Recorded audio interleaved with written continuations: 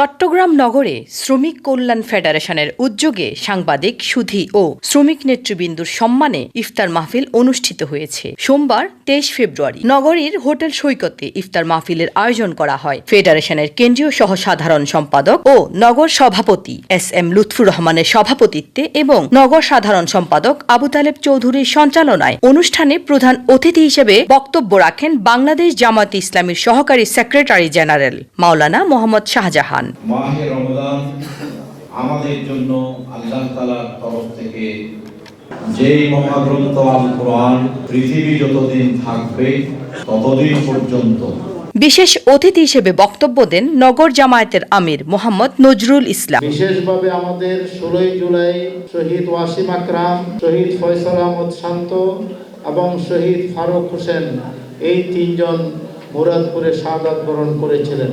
আবার 19 জুলাই আমাদের বহাদ্দারহাটে শহীদ সাইমন তানবীর এই দুইজন শাহাদাত বরণ করেছিলেন এবং সেই দিন গুলিবিদ্ধ আমাদের চট্টগ্রাম বিশ্ববিদ্যালয়ের মেধাবী তরুণ হৃদয় তরুয়া পরবর্তীতে শাহাদাত বরণ করেছেন এবং চট্টগ্রাম বিশ্ববিদ্যালয়ে ফরহাদ নামে আরেক মেধাবী তরুণ শাহাদাত বরণ করেছেন।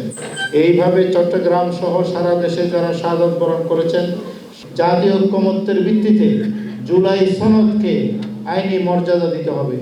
এছাড়া উপস্থিত ছিলেন জামায়াতে ইসলামীর কেন্দ্রীয় শুরা সদস্য অধ্যক্ষ খায়রুল বাশার, সাংগঠনিক সম্পাদক ও সাবেক চসিক কাউন্সিলর শামসুজ্জামান হেলালি। অন্যায়ভাবে সাদাবাজি একটা অপরাধ, রাষ্ট্র থেকে যদি এই ধরনের অপরাধকে স্বীকৃতি দেওয়া হয় তাহলে আমাদের প্রধানমন্ত্রী ঘোষণা দিয়েছেন রাসূলুল্লাহ সাল্লাল্লাহু আলাইহি সাল্লামের সুন্নাহ রহমত এবং দয়ার নীতিতে রাষ্ট্র পরিচালিত হবে। আমরা আশা করব তাকওয়াকে আমাদের রাষ্ট্রের মূল ভিত্তি হিসেবে নিয়ে রমজানের শিক্ষাকে আমরা রাষ্ট্রের পরতে পৌঁছে দেব।